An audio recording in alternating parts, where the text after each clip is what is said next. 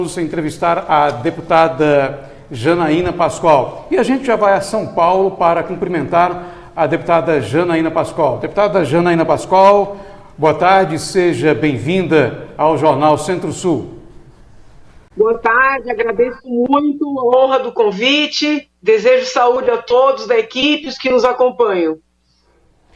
Bom, Janaína Conceição Pascoal nasceu na zona leste de São Paulo, é neta de imigrantes pernambucanos, então tem aí raízes nordestinas também. É doutora em Direito e professora de Direito Penal, Segurança Pública, Biodireito e Religião. Autora de vários livros e artigos com destaque para Constituição, Criminalidade e Direito Penal. Junto com Hélio Bicudo e posteriormente com Miguel Reale Júnior, Janaína Pascoal pediu o impeachment da ex-presidente, da então presidente Dilma Rousseff, do PT. Já denunciou o ditador da Venezuela, Nicolás Maduro, perante o Tribunal Penal Internacional pelos muitos crimes que pratica contra a humanidade. Janaína Pascoal é uma voz firme no combate ao mal que ameaça a boa política e é intrépida para defender a boa aplicação dos recursos públicos. Em 2018, foi eleita com 2.060.786 votos, sendo a maior votação recebida por uma parlamentar no Brasil, nas esferas estadual e federal. Atua em defesa da saúde, educação e segurança pública. Para entrevistar a senhora deputada Janaína Pascoal, nós estamos recebendo aqui na bancada do Jornal Centro-Sul, à minha direita, o presidente da Fundação Dom Alfredo Schaffler, o administrador de empresas Tiago Lopes Veiga, e aqui à esquerda, o médico cardiologista e especialista em clínica médica, Dr. Raimundo Reis, que é também diretor da Associação Piauiense de Medicina. Com essa introdução, eu passo aqui a pergunta para o Dr. Raimundo Reis formular a primeira pergunta para a senhora. Bem-vinda. Olá, Janaína, um privilégio estar falando contigo.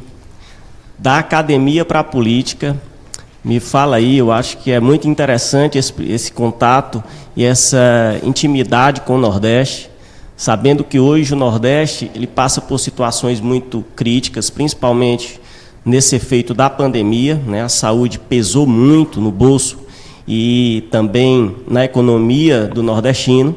Lembrando que é importante dar um cenário, de em que cenário nós estamos aqui nessa macro-região de Picos, né? Picos, a macro-região são mais de 500 mil habitantes, são quase 60 municípios que dependem diretamente aqui no sertão do Piauí e, sendo mais objetivo, principalmente com relação aos índices de desenvolvimento humano, né? Se você pegar as 27 federações do país, o Nordeste está ali nos últimos lugares, né? O Piauí beira ali os últimos lugares, principalmente pela questão do aspecto, principalmente do aspecto da renda, da saúde, da segurança e, obviamente, da qualidade de vida do nordestino e do piauiense. E o que é interessante, né? Essa máquina pública que gerencia os recursos públicos não consegue, no Nordeste, estabelecer saúde, educação e segurança na veia dos nordestinos. Como essa experiência de estar hoje deputada, vindo da academia, com relação a essas perspectivas, como o político pode agir para gerenciar melhor esses recursos públicos e, obviamente, melhorar esses índices de desenvolvimento humano? Bom, primeiramente, eu defendo muito o enxugamento da máquina pública, né, até para que haja... Primeiro, cumprimentar o senhor, doutor, obrigada pela participação, pela pergunta, mas eu ainda vejo um Estado, né, muito gastador. E esse Estado gastador, seja no âmbito federal, no âmbito estadual, municipal, ele impacta, né, todas as regiões, em especial aquelas regiões que precisam de maior investimento. Ainda temos uma máquina pública muito inchada, ainda falta transparência na distribuição e na aplicação dos recursos públicos. Ainda trabalhamos muito com um patrimonialismo, né, no sentido de que quem tem poder acaba concentrando mais poder.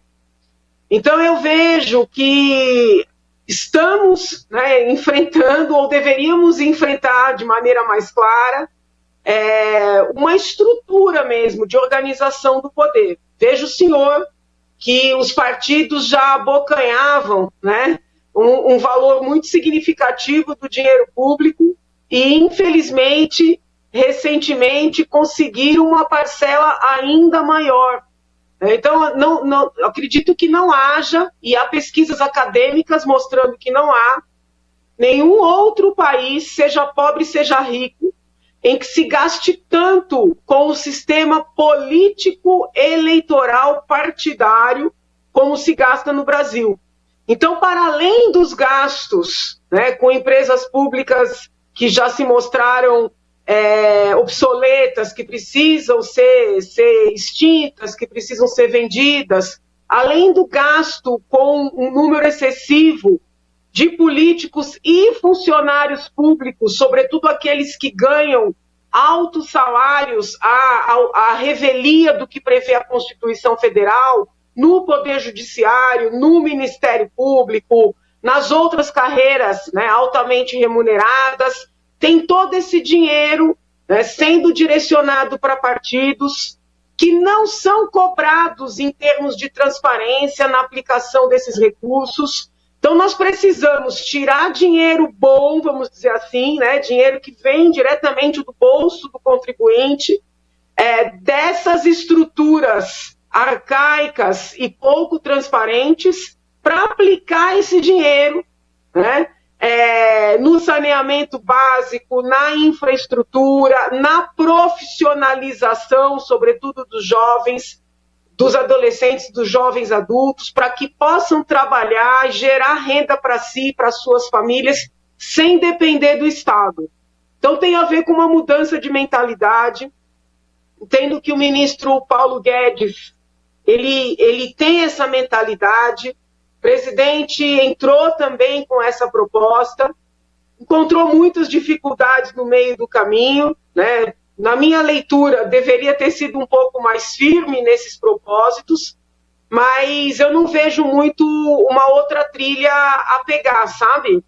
Não sou uma radical do Estado mínimo, né, de entender que tem que privatizar a todo custo, que tem que enxugar a todo custo. Não, existem empresas públicas que funcionam, que precisam ser preservadas, que precisam ser otimizadas, mas eu não vejo um caminho de melhora, né, no desenvolvimento humano no Brasil, e em especial no Nordeste, se nós continuarmos com esse sistema arcaico. Agora também essa questão da transparência na distribuição das emendas. Não se sabe qual parlamentar indicou, não se sabe para qual região foi, não se sabe no que está sendo aplicado. Como é que se fiscaliza? Mesmo quando a gente sabe, é difícil de fiscalizar. Sem saber para onde é que está indo, fica impossível. Então, nós temos que trabalhar mesmo no âmbito da transparência e na mudança de mentalidade. Deputada, o presidente Tiago Rego vai fazer uma pergunta agora para a senhora. Boa tarde, Janaína. É um prazer conversar contigo.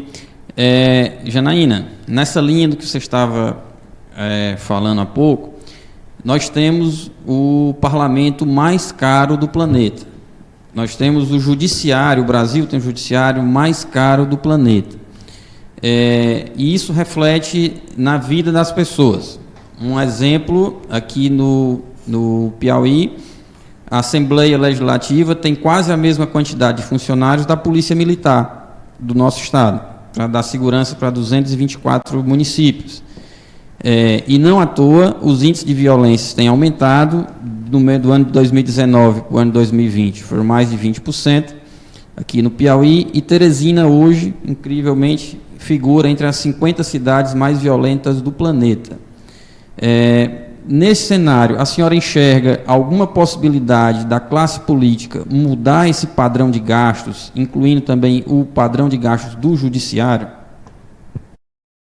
Então, eu em 2018, confesso que por toda aquela nossa luta, né, 2013, 2014, impeachment, Lava Jato, vamos para as ruas, eu entrei com uma expectativa maior, tá? Eu entrei talvez iludida, acreditando que nós enfrentaríamos essas questões. Na Assembleia, apresentei uma série de projetos para extinguir órgãos internamente da própria Assembleia, extinguir secretarias inteiras, extinguir cargos, instituir que as carreiras públicas, independentemente de qual poder, não admitiriam pagamentos acima do teto constitucional, porque se existe um teto constitucional, para mim é óbvio que qualquer pagamento acima do teto, seja a título de salário, de pensão ou de aposentadoria, é algo ilegítimo justamente por ser inconstitucional. Mas a resistência que eu encontrei a esta mentalidade, que eu considerava, vamos dizer assim, inerente, né, à própria pauta que foi eleita em 2018, foi muito grande, né, foi muito grande. Então, infelizmente, acho que o processo vai ser mais longo, mas nós precisamos seguir, né? Por exemplo, recentemente, o Procurador-Geral da República autorizou pagamentos a membros do Ministério Público que chegaram na casa dos R$500 mil num mês. Num mês. Muita gente falou, não, mas olha, pode ser imoral, mas não é ilegal. Desculpe, não é constitucional um ser humano, por mais competente que seja, ganhar de dinheiro público R$500 mil por mês. E esse quadro se repete, né, com desembargadores, às vezes até com magistrados de primeiro grau. Encontram-se caminhos para se fazerem esses pagamentos. Com relação aos parlamentares federais, eu não sei se isso acontece com os estaduais aí, tá? Aqui em São Paulo já não acontece. Mas com relação aos parlamentares federais, eles têm um salário, que é um salário digno, eles que paguem o convênio deles e dos familiares deles, né? Como eu pago aqui, a gente paga aqui na nossa casa, cada um que pague o seu convênio, as suas despesas pessoais com o seu salário. Não. Deputados federais e senadores escolhem os melhores hospitais do país, vão, fazem exames a hora que bem querem, não tem que justificar, fazem procedimentos e pegam reembolsos de 100%. E todo mundo acostumou com isso. No Poder Judiciário também são altos planos, todos pagos com dinheiro público. Então, nós temos que começar a debater essas questões, né? Número de funcionários, por exemplo, eu não sabia, antes de entrar na política, que as pessoas não escolhem os seus assessores para trabalharem tecnicamente, né? Para lhes darem assessoria na área de saúde, na área de infraestrutura, na área da educação. Não. São contratados cabos eleitorais. Como assim? Quer dizer, então, que você mantém pessoas sendo pagas os 4 anos para fazerem campanha? O meu gabinete é extremamente atuante, nós temos pouquíssimos assessores. Por quê? Porque são pessoas contratadas para trabalharem na atuação parlamentar e não para fazerem campanha durante 4 anos. Então, nós precisamos discutir essas ideias, né, de modificação de mentalidade. Os outros, por exemplo, o Poder Judiciário, o Ministério Público, a Defensoria, eles aceitam debater esse gigantismo quando estão falando dos políticos. Mas quando falam de si, né, já cai na discussão do direito adquirido, e eu tenho levantado já dentro da faculdade, não pode ser adquirido aquilo que não é direito. Né? Não é direito em todos os sentidos pessoas ganharem salários faraônicos num país em que há, né, uma carência indiscutível. E isso não tem nada a ver com socialismo nem com comunismo. Né? Isso tem a ver com correção, né, com constitucionalidade. Porque quando a gente fala de justiça social, quando a gente critica pessoas ganhando exageradamente, vem dizer que a gente é comunista. Não tem nada a ver com isso. Qual é o seu salário? O salário é X, vai ser receber esse X, um salário digno. Mas tem auxílio isso, auxílio aquilo outro. Nada disso é computado para o teto constitucional. Mas a filha de fulano de Beltrano ganha uma pensão vitalícia, não pode mexer nisso porque é direito adquirido. O que não é direito não pode ser adquirido. Então, a minha mentalidade, nesse aspecto, ela é uma mentalidade, eu que sou uma pessoa que me considero conservadora, nesse aspecto é uma mentalidade revolucionária. Tá? E eu não acho que precise mudar a Constituição para implementar isso. Basta aplicar a Constituição vigente. Agora, tem uma visão, infelizmente, bastante minoritária, né? Entre os políticos e entre os juristas. Bom, deputada Janaína Pascoal, recentemente tem havido manifestações mais recorrentes relacionadas com a questão da independência dos poderes, da interferência de alguns poderes em outros poderes. Eu me recordo que há mais de 15 anos, parlamentares federais aqui do Piauí já se queixavam da interferência do judiciário aí no poder legislativo. Até que ponto essa situação compromete a mudança desse padrão de comportamento na sociedade brasileira, deputada? Esse debate do gigantismo do judiciário, do ativismo do judiciário, ele já vem sendo feito, inclusive, dentro da universidade. Eu, na condição de professora de direito, sempre enfrentei essa questão com os meus alunos. Só que eu entendo que esse ativismo, ele mudou nos últimos tempos. Tá? Ele mudou. Antes era um ativismo, olha, vai criminalizar a homofobia, a transfobia, o que eu critico, porque entendo que só o legislativo pode criar crime, vai descriminalizar o aborto, né, o que eu também questiono, sob o ponto de vista do direito à vida, mas já não é mais desse ativismo que a gente está falando. Tá? Nós estamos falando de um ativismo, de um judiciário que quer governar. E me parece um ativismo ainda mais assustador. Goste-se do presidente Bolsonaro ou não, e todos sabem que eu sou uma apoiadora crítica, né, porque não sou pau mandado de ninguém, mas goste-se dele ou não, o que está acontecendo no governo dele não tem precedentes na história do país. Tá?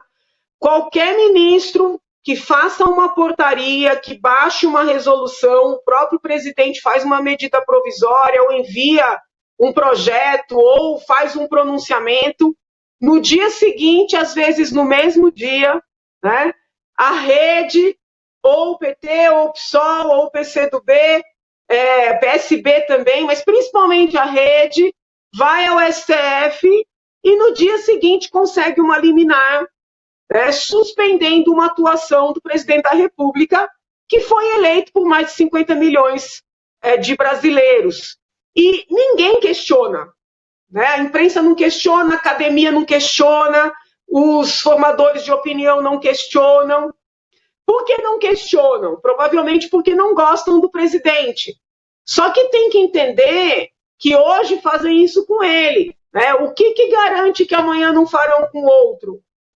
Nós estamos vivenciando um período muito problemático e preocupante, onde um único ministro do Supremo, numa ação que não tem um objetivo conectado com a decisão, ele decide dar uma ordem nos ministérios públicos do país inteiro, como aconteceu recentemente, quando o ministro Lewandowski, que inclusive foi meu professor na faculdade, numa ação da rede, que não pedia nada com relação a dar ordem para o Ministério Público, o ministro deu uma liminar, mandando os ministérios públicos estaduais fiscalizarem os pais relativamente à aplicação da vacina da Covid, contra a Covid nos menores de idade. Como é que é isso aí? Pode um ministro sozinho dar uma ordem em todos os ministérios públicos, sem passar pelo Legislativo Federal, sem passar pelo Legislativo Estadual? Isso vem... E aí, o que acontece? Quem está embaixo olha isso, acha bonito, acha normal. Então, já está acontecendo nos estados de um juiz querer dar ordem em todos os deputados, de um promotor. Aconteceu aqui no estado de São Paulo, um promotor começou a fazer ofício para os colégios particulares, mandando as escolas não permitirem as crianças não vacinadas entrarem. E aí, quando você para perguntar, mas qual é a lei que possibilita isso? Quem deu poder para esse ser humano que sequer foi eleito. Então, essa discussão, que é uma discussão primeiramente jurídica, mas que ganha contornos políticos, ela fica prejudicada, porque quando nós fazemos essas perguntas muito bem fundamentadas, o interlocutor foge do debate, chamando a gente de bolsonarista, de negacionista, de direitista, né, quando não de fascista e assim por diante. Janaína, justamente nessa linha, o ministro Marco Aurélio afirmou há pouco tempo que o inquérito das chamadas fake news é uma afronta ao sistema acusatório do Brasil. Inquérito do fim do mundo. Que os magistrados não devem instaurar inquéritos sem prévia percepção dos órgãos de execução penal. Então, nesse contexto desse inquérito chamado Inquérito do Fim do Mundo, qual a sua opinião sobre este inquérito específico e sobre a atual formação do Supremo Tribunal Federal? Essa atual composição, como é que você avalia essa atual composição? Você que já foi aluna de alguns desses ministros, mas que acompanha o Supremo há muitos anos. Olha, o presidente Bolsonaro teve aí duas possibilidades, né? Usou suas possibilidades, como os presidentes anteriores também. Nós temos que respeitar. Eu acho que não me cabe avaliar a composição, né? Se eu fosse presidente da República, o meu perfil de indicado seria outro, mas falo isso respeitosamente. Com relação aos inquéritos, tanto das fake news como dos atos, né, chamados antidemocráticos, eu já fiz várias críticas públicas a eles. Entendo que eles subvertem todas as regras do direito penal, processual penal, da Constituição Federal. Se um ministro do Supremo se sente ofendido ou ameaçado, ele precisa representar para que a autoridade competente tome as providências na esfera competente, né? Não existe isso de o Supremo ter competência para tudo. Não existe isso. Também não existe, né, você instaurar um inquérito e começar a colocar para dentro desse inquérito quaisquer atos praticados depois da própria instauração.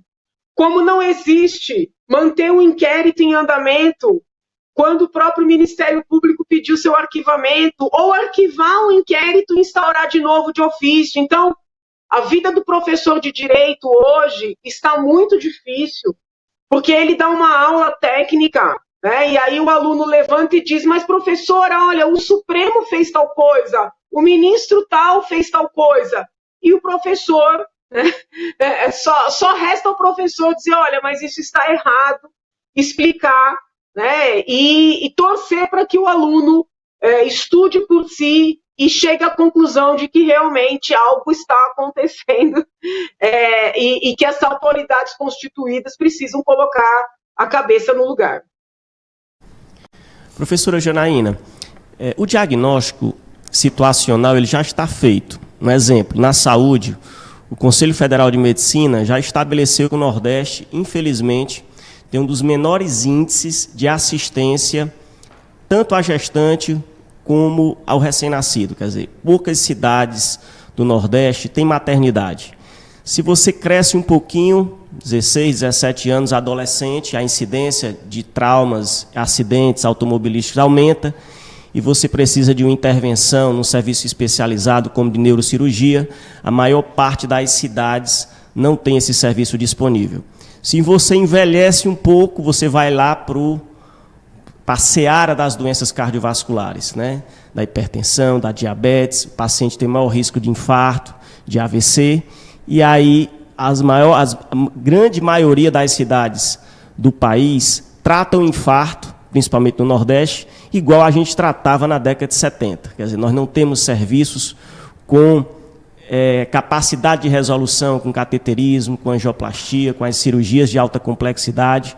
Os índices de UTI, número de leitos de UTI por habitante, no Nordeste principalmente, isso aí é um problema do Brasil, é muito inferior ao desejado, e é por isso que nós não tivemos tantos soluções nessa pandemia. Na verdade, o sistema já estava defasado, quer dizer, foram milhares de leitos nos últimos 16 anos que foram simplesmente extintos do sistema de saúde.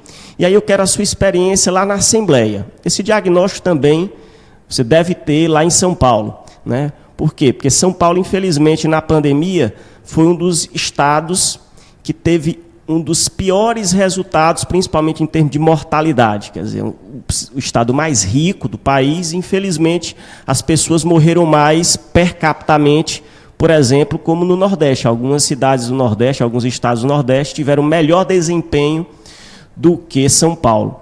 A pergunta vem: quando esse diagnóstico é feito lá pelo deputado estadual, como é que se coloca isso na prática? Como é que se faz o projeto? Como é que você está trabalhando para chegar à saúde na vida das pessoas? Uma cidade que não tem maternidade, como é que você está agindo? Uma cidade que não tem acesso ao cateterismo, como é que essa massa política e essa massa pública, né, que é cara, como já foi colocado aqui, efetivamente pode se articular entre as instituições? Aí digo instituições também, a academia, a universidade, sair dos muros delas e resolver os problemas das pessoas. Como é que vocês estão se articulando para isso tornar realidade? Como foi essa experiência em São Paulo? Bom, São Paulo, veja bem, há cidades que experimentam essas carências no estado de São Paulo. Mas São Paulo conta com uma rede hospitalar, né, que é reconhecida.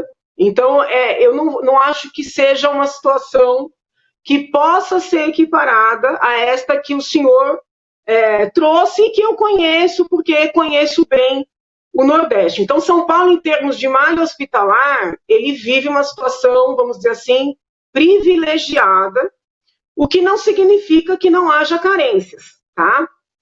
Com relação à pandemia, por exemplo, eu não recebi nenhuma queixa de falta de vaga, de falta de leito no estado de São Paulo, mas recebi muitas queixas de falta de tratamento, porque por força dessa politização da pandemia, o governador, o secretário de saúde, os secretários municipais, eles abraçaram uma linha de que tratar Covid era esperar, né? Esperar agravar um pouco na orientação do primeiro-ministro da Saúde, quando começou, que era o ministro Mandetta, onde ele orientava as pessoas a não procurarem o hospital, a esperarem o quadro agravar. Infelizmente, esse mantra do Mandetta tomou conta de São Paulo.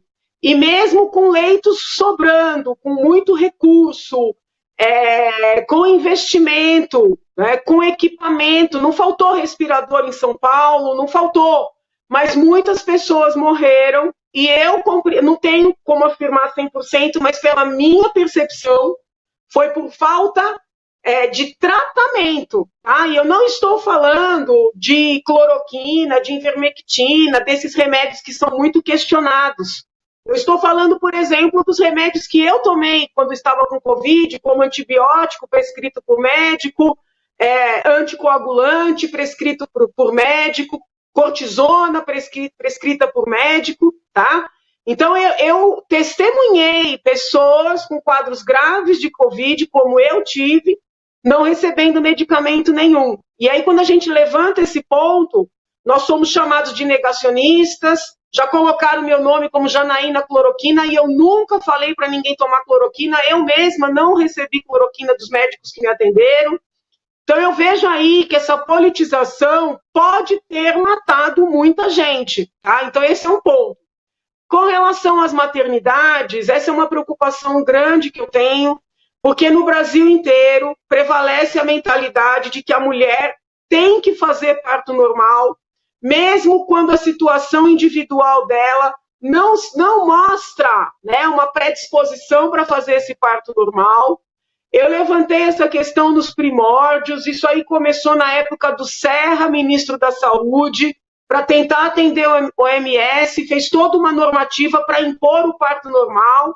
Depois isso aí virou uma questão econômica, porque se paga a mesma coisa pelo parto normal e pela cesariana, mas quem está na ponta gasta muito mais para fazer uma cesariana. Então criaram um discurso bonito de que o parto normal é melhor sempre, e as mulheres são submetidas a uma verdadeira sessão de tortura, muitas vezes chorando por horas, sem anestesia, para tentar um parto normal que já se mostra inviável, e às vezes o bebê que chega saudável morre no ventre materno, ou fica sem oxigênio, com sequelas para a vida inteira. Então esse é um dos meus objetos de preocupação. Meu segundo projeto de lei apresentado na Assembleia, que virou lei, teve muita polêmica, mas a lei foi considerada constitucional e hoje no estado de São Paulo as mulheres têm o direito, né, de participarem dessa decisão sobre a via de parto.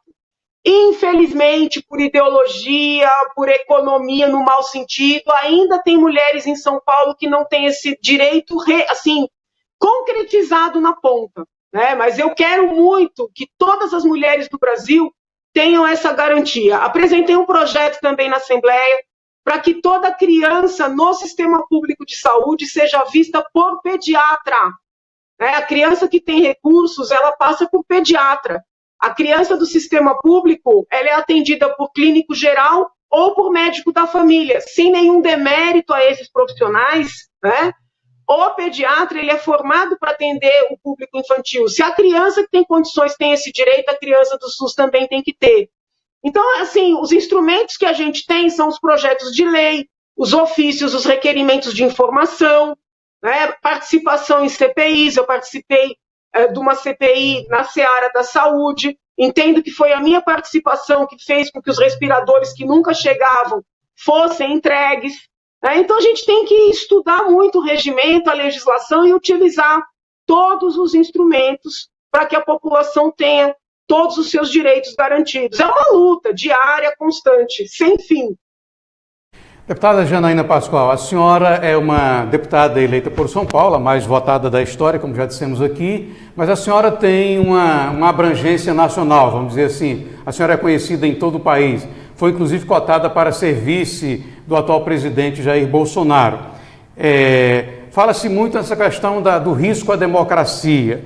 Como é que a senhora vê o cenário político atual e em qual desses candidatos aí, como é que a senhora se posicionaria, por exemplo, se chegar Lula e o presidente Bolsonaro, em quem a senhora vota? Se chegar o presidente Bolsonaro e Sérgio Moro, em quem a senhora vota? Eu estou sendo bem direto assim, Lula ou o presidente Bolsonaro e Ciro Gomes. Então, queria que a senhora falasse um pouco sobre o perfil desses políticos e em qual deles a senhora estaria disposta a votar em outubro.